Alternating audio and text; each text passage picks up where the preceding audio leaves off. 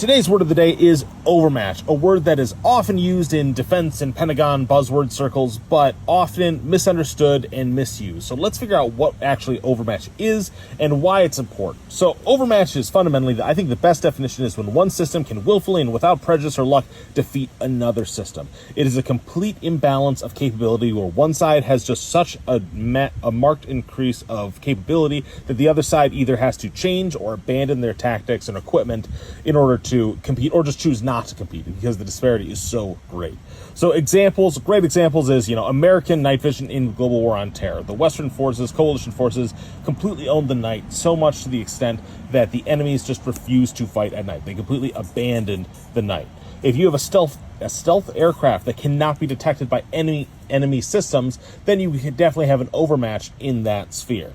Or going back all the way into the medieval era, that first batch of rifles and muskets that gave people the ability to shoot through body armor that the knights were wearing, that would mean that you have a complete overmatch in offensive capability where this weapon can completely defeat the other defensive system in all capabilities, in all situations overall. What overmatch is not, and this is where I hear people talk about it, it's not when people say that, the PKM, the Russian PKM, has a 200-meter range advantage over the American 240 Bravo. And it's like, cool, it does, but a slight advantage, especially when we're talking about a machine gun that typically doesn't have optics versus one that typically does and has a tripod, when we also have other weapon systems that can cover that distance, that longer range distance. That's not overmatch. Just having a slight advantage in one field or another is not a significant advantage to where we're going to abandon machine guns, or we're going to abandon fighting at long range. We can still fight at long range. That's not that big of a deal. Especially in context of the new Army's rifle, everyone talks about, but we need to defeat body armor.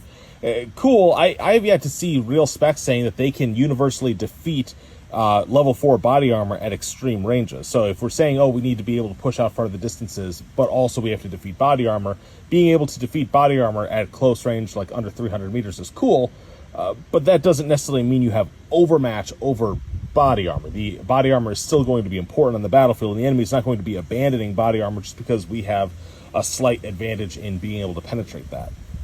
And lastly, having better training than the enemy is not overmatch. We always want to have better training than the enemy. We always want to be getting better every day, but that doesn't mean that we are so good at fighting that the enemy is just not going to be able to do it. And overall, overmatch is a great thing to pursue, but it's also probably not realistic. That requires immense investment in new technology and new capabilities, constant training, constant evolution of the battlefield. And sometimes you cannot assume that you're going to have overmatch. Sometimes the enemy gets a win and creates something neat or tries a new technique that circumvents our process, and you have to be ready for it. So overmatch is not a given, and it's actually a pretty rare thing to have overmatch overall.